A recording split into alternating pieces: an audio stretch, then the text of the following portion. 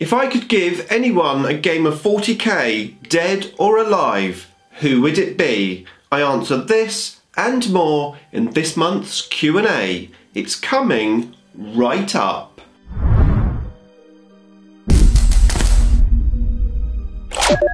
Nick speaking, and welcome to this video. Right, today is a Q&A. I'm going to answer your questions from the previous Q&A last month. Before I do though, I've got a question for you. So I'm considering going live with a Q&A video. It's going to be 10 o'clock on a Saturday night. Now I know not everyone can make that particular time slot. So my question is, if I went live and did a Q&A, would you re-watch that live show if you enjoy my Q&A videos, or would you just skip it? I'm slightly concerned that if I go live, I wouldn't get as many questions for the next episode. So let me know in the comments box below, and whilst you're there, don't forget to ask me a question for next month's Q&A. Now, if you want to keep up to date with the Wonders of Warhammer 40k, then please subscribe and hit the bell button so you don't miss an upload. Okay, so the first question is from Jason Molenaar, and he says, how do you get the most out of a Seraptek heavy construct in both shooting and melee? That is a good question. It's actually quite hard to answer really, because I've only played 2 games with the Seraptek, so I'm not necessarily an expert on it. I prefer the generators. I find overall they do actually do more damage, especially with the mortal wounds on 6s. However, I can see that the big long-reaching guns are definitely an advantage in some areas, especially if you're up against toughness 9 knights and units, because of course it's much higher strength. Now the long-reaching guns potentially has the advantage that you could maybe hide your Seraptek, or at least put it right in the corner of the board, maybe taking the attention from it. Now if you can put it in the corner on an objective and you get first turn, then you can pop the stratagem off where you can get +1 to its save for 2 CPs. That can help, but of course if you have to do that every turn, that's a lot of CPs, so you need to work your CPs around it. And generally, if you're spending 625 points on the Seraptek, you're not going to have too many CPs available to you. Now I know a lot of people say, well, you can use it as Novok because that allows you to use the stratagem where you can re-assault. Well yes, but again that's 3 CPs, and I just generally find you don't have too many CPs. I think ideally it would be great if you could have a Triarch Stalker, at least 1 in your army, so you can move and re-roll the 1s to hit. So I think that's a very good strategy to have. Now ideally what you really need to be doing with the Seraptek is make an army which will work and win without the Seraptek, i.e. you don't need to be relying on that Seraptek. You need to think that, well, if I don't get first turn and I lose the Seraptek first turn, can I still win the game? I think that is the key strategy to not only winning with the Seraptek in your list, but any army that you take that has a big guy, whether that be Magnus or Mortarion or whoever. I think you need to have an army that if you lose that model first turn, can still have a chance of winning the game. I think that's what you need to work around. And that's what I've done with my Seraptek Surge Crons. You know, I've got some good units in that army as well as the Seraptek. So I've got the 2 Doomsday Arks, 2 squads of Destroyers, there's a troops selection allowing me to sort of have objectives secured on an objective, and then I've got the Veil of Darkness so I can move around the board a little bit, and then of course the Scarab Swarms which help bubble wrap, take smite. So I thought about the list around the Seraptek rather than just plonking the Seraptek on the table. The Seraptek with a 5+ invulnerable save is going to go down if you don't get first turn, so don't be surprised if you don't get first turn not to have the Seraptek on the table anymore. So maybe a few things to think about there. Thanks for the question. Right, next question is from James Perks, and he says, would you like to see some sort of Necron assassins deep striking, anti-psychic ability, maybe character killers. I know it potentially could be quite useful to have in the army, but would I like to see it? Probably not, to be honest. I don't know how matched that would be for Necrons. I see Necrons just as basically Terminators, just trolling across the board, just shooting whatever they see. I don't know about Assassins. I suppose arguably if you're talking about Terminators, you know, the Terminators do come down just to target Sarah O'Connor, so I suppose you could have a Sarah O'Connor rule. But no, I don't think I really want to see it. I don't think we necessarily need it. Next question is from Dogge, and he says, what do you think of those new Slaanesh Demon models at Adepticon revealed yesterday? And of course that was a long time ago now since I've done that last video, but I have made a video on those new models, so I'll link you up to that video in the description below if you want to see it. But yeah, I think they're awesome.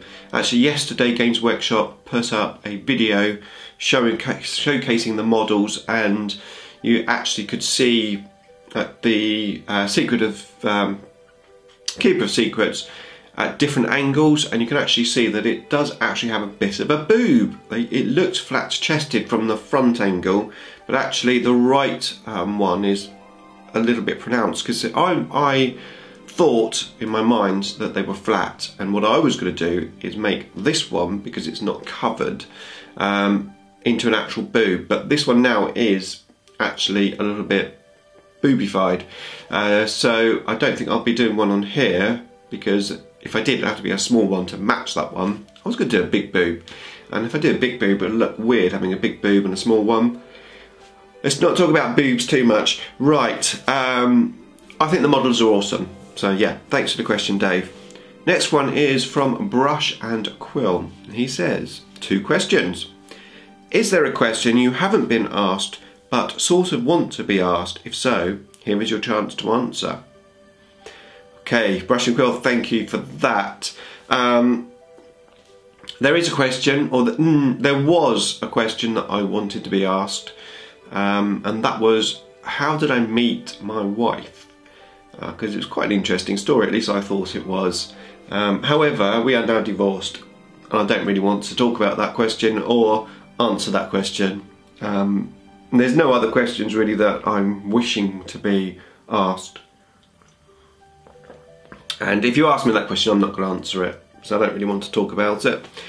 Okay, next question from Brush and Quill was, I have recently gotten back into Andromeda as another Roddenberry sci-fi. Did you like it, or would you have preferred some of the bits were in Star Trek?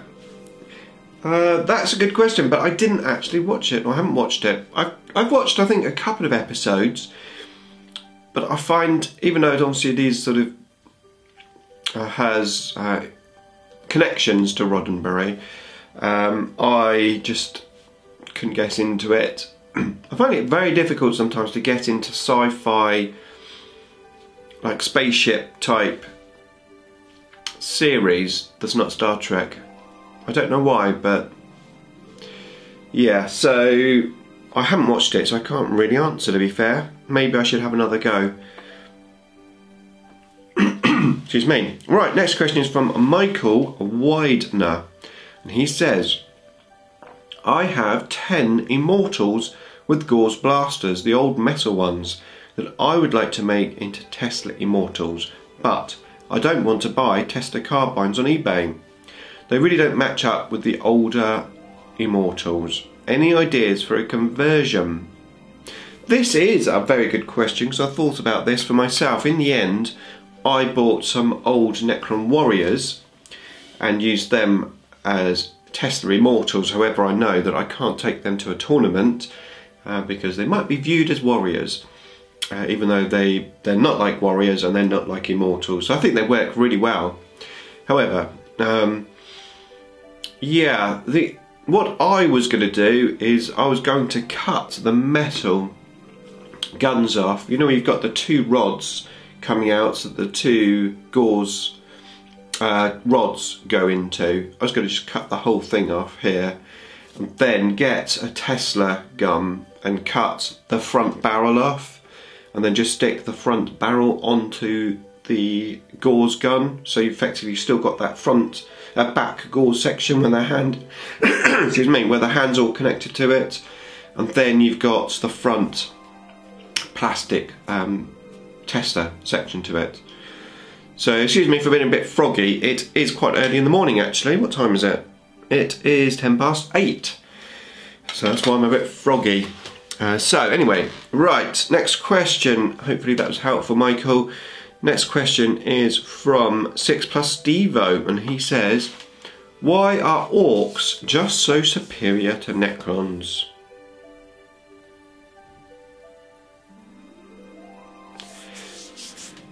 Why are Orks just so superior to Necrons? They're superior to Necrons because they die so easily.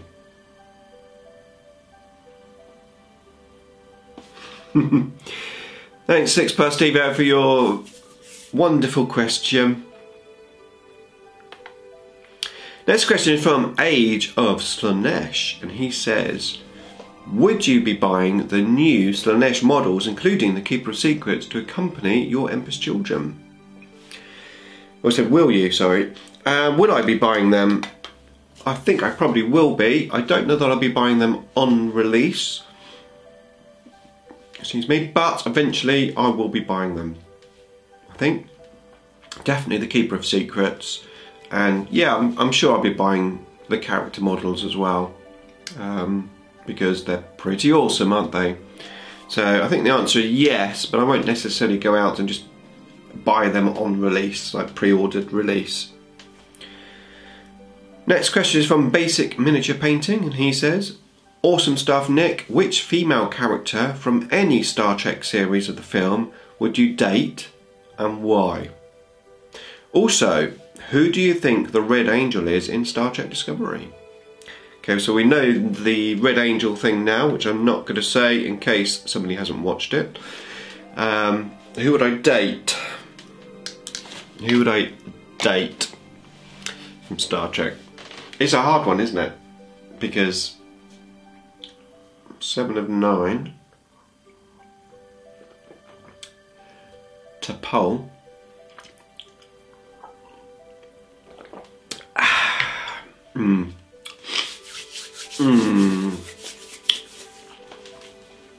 Who would I date? There's quite a few other female characters over the years.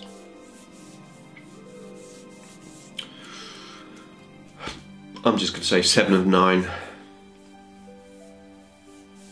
Yeah. Okay, next question is from Luke Workman. And he says, if you could go out for a drink and a game of snooker with any of the Necron named characters, which would it be and why? Actually, Basic Miniature Painting said, why would I date?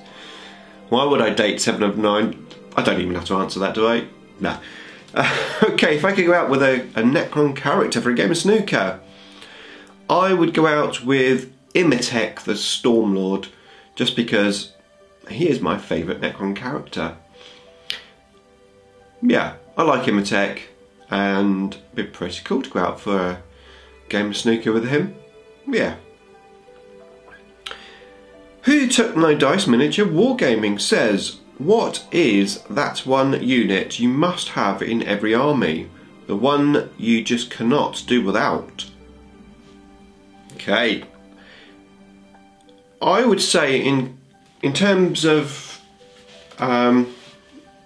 making the army work from a tactical point of view, rather than my personal favourite unit, would be Scarab Swarms. I think you need Scarab Swarms in your army these days. They bring a lot to the table. They always die, but that is their job.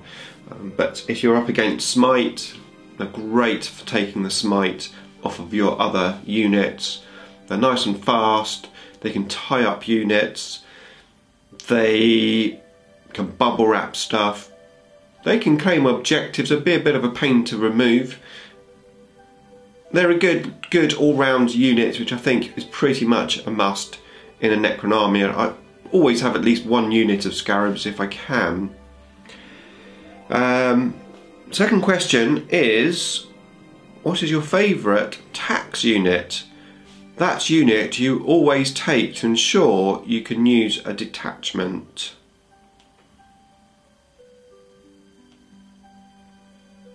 Well, all the detachments you have to have a HQ, don't you? Sometimes that's annoying. If I could play without a HQ, sometimes I would. So I find sometimes I think a HQ can be tax, even though they obviously can bring stuff to the table. What's your favourite tax unit? I suppose the Lords, just because he's cheap. I'm just going to say the Lord. Thanks for the question. Next question is from Danny Lebire, and he says, do you think it's possible that when the designers from Games Workshop write the rules for the armies, that they focus too much on the theme part of the army, which would cause an unbalance to the army's mechanics? I don't think that at all, actually. Now, I have no idea how these rules are written, but I get the impression that all of the teams are in different rooms and don't talk to each other. I remember the Necron Codex with, which one was it? The Night Scythe, and in the fluff it was talking about these pivot mounted Tesla destructors turning on the spot. You know, they're basically pivot mounted Tesla destructors. And then in the rules they couldn't turn, they could only shoot forward. So wait there, but it says in the fluff they're pivot mounted, in the rules they weren't. I don't think there's much communication between rules, fluff, themes. Yeah. I don't think they focus too much on the themes. If anything, sometimes I think they don't focus enough on the theme. Because if they focus on the theme, I think RP would be better. Because the theme of Necrons is basically undying robots that are really hard to kill. And if that was the case, we'd have better RP. Yeah. Thanks for the question, Danny. Next question is from Peter Nicholas. And he says, if Necrons were real, I know, but theoretically, would you join the Resistance or welcome them as our masters? Necrons were real. Assuming that we are far in the future, in the 40k universe, would I welcome Necrons? Of course I would. They're the saviour of the galaxy, aren't they? And I think they'd come straight to my house first. I'd make them a cup of tea. And a biscuit.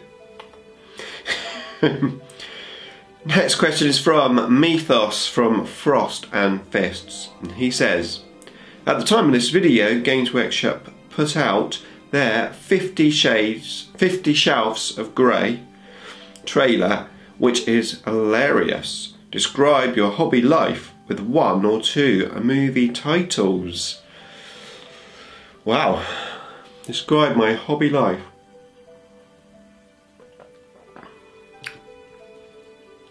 How about the never-ending story? Because the hobby never ends, does it? Because even if you've finished painting something or an army's complete, there's always something else. Another unit to add, another army to paint, something else to start. So I would say the never-ending story. If I had to throw in another one, second film, Mission Impossible. Because again, trying to finish everything is impossible.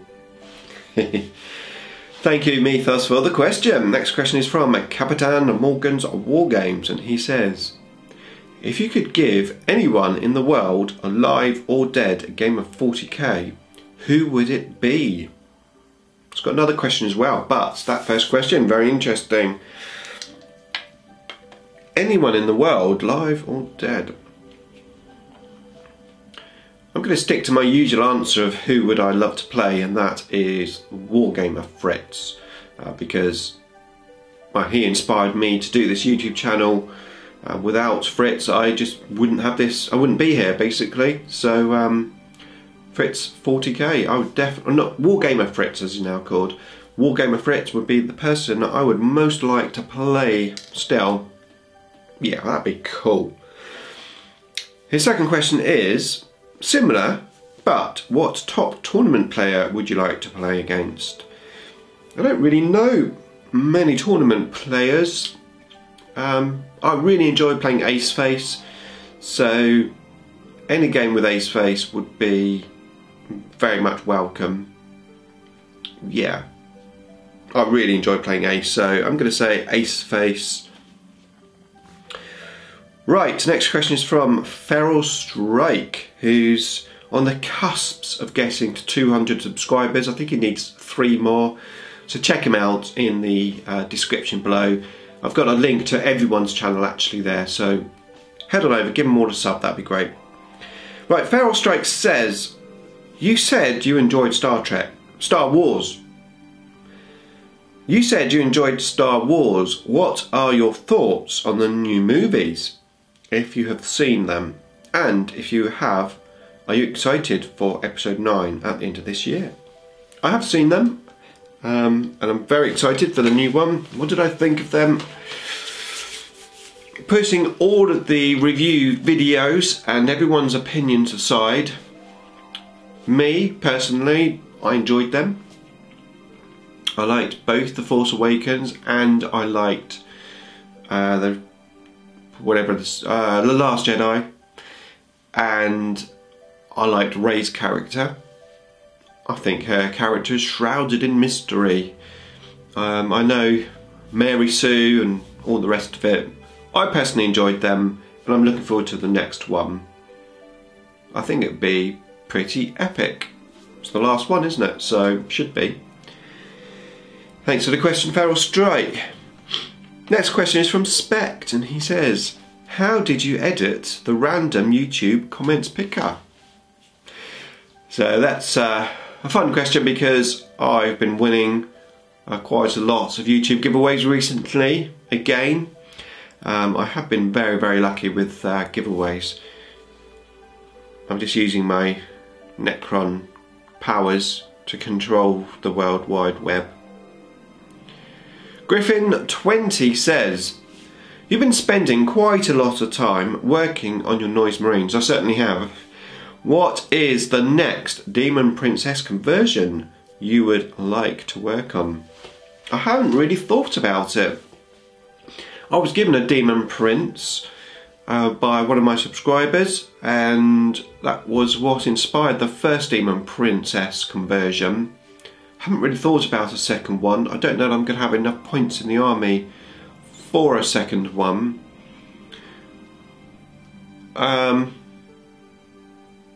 I liked symmetry in my armies, so I'm almost thinking if I did have a second one, I'd like it to be almost the same as the first one, but obviously a different pose. But I suppose with Slaanesh and demons it doesn't have to be like that. I could have something totally different. Hard one. I haven't really thought about it though, to be honest with you. Do you think I need a second Demon Prince? I'm going to have Demonettes. I've got 3 Hell Brutes which I want to convert. Possibly put in there. Demon Prince. Yeah, let me know. Do you think I need a second one? Jim White says, which codex reviews do you watch and which codex are you most looking forward to be available to buy? Codex reviews. I don't watch any of the pre-order get them Codex's first reviews. I watch a few of my subscription reviews, like Victor Quest, he does a few reviews. Super Saiyan, I watch some of his, well, I watch all of his videos, so I watch his reviews. Awesome channel, love his stuff. I'm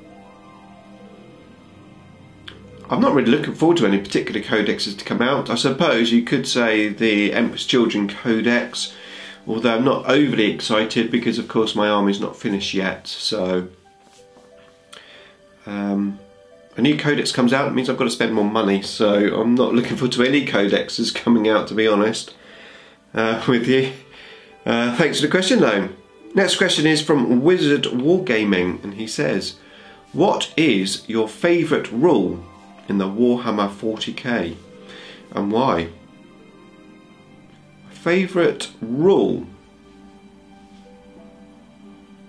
Wow. Is my favourite rule?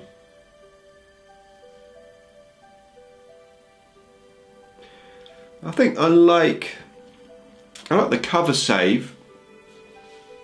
You know, -1 if you're in cover to your save. I think that's a pretty good rule, especially if you've got 3+ save. Put them in cover, it goes down to 2+. Of course, there's lots of AP guns which take that away, but I think it works well. It's nice and simple. Yeah, maybe the cover save.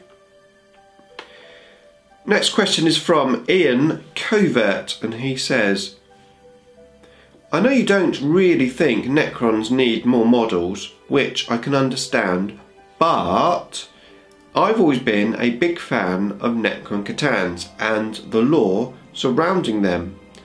Would you be open to a new Catan? And if so, what would you like to see? I'd personally love to see models for the Void Dragon or maybe the Burning one. Okay, so yeah, I have said previously that I don't think Necrons need more units. However, I've also said that I would like to see a new, bigger Catan, so I'm definitely up for that. I don't think the Void Dragon is the model I would like to see, or the unit I would like to see, because I already have that model, so I wouldn't necessarily need a newer model. But yeah, I'd like to see a Catan come, a big Magna-sized Catan with some really good rules. I think it would be good. Next question is from William Kuby, and he says, what is your favourite bad guy robot and good guy robot in the science fiction world? Oh, it's a very good question. I might cheat a little. Bad guy robot, Terminator from Terminator 1. Good guy robot, the Terminator, Terminator 2, i.e. the Schwarzenegger one. Yeah, gonna cheat. Right, next we have a second question from Danny Lebire, and he says, the Necrons don't have a female character, at least I don't think they do. Have you ever thought about creating a female character? What kind of stats or theme would it have? I've never thought about creating a female character. There are some very cool female Necron models available by a third-party company. Can't remember what they're called now. Let me see if I've bookmarked them, which I think I have somewhere. Here we go. Wargame exclusive. So yeah, they do some female characters which are very cool models. I've not really thought about it, to be honest, in terms of what stats would they have, etc. It's going to be very difficult to answer that, to be honest with you. But it would be pretty cool to have some female Necrons. Yeah, why not? Thanks for the question, Danny. Next question is from Zachary Phillips, and he says, I'm having trouble finding some Necron themed dice. Can I get some help finding some? So Games Workshop didn't give us some Necron themed dice, although every other army did, but they did give us some Kill Team Necron themed dice. However, They don't seem to be very good. They seem to be quite difficult to see. And to be fair, even if Games Workshop did give us the dice, I don't think they would have been very good anyway, because they go for the rule of cool, I suppose. They look cool, but they're never very practical. So I got my Necron themed dice from the Necron Facebook group. We did a big one-off custom dice order, and there was a lot of people ordering dice, and the dice that came through were actually really good. I was very impressed with them, and they're big dice as well, which is great. Now, I know a lot of people bought more dice than they actually needed, and they were selling them on Facebook, so you might, not Facebook, on eBay, so it might be worth checking out eBay to see if you can find any. But obviously you could custom build your own dice, but that's going to be fairly expensive, especially, you know, with just a one-off small order. And we did do a massive order with that dice, so that's how we got ours. But yeah, it might be worth having a look on eBay. Right, if you have any questions for me, let me know in the comments box below, and I'll answer them in next month's Q&A. Beam me up!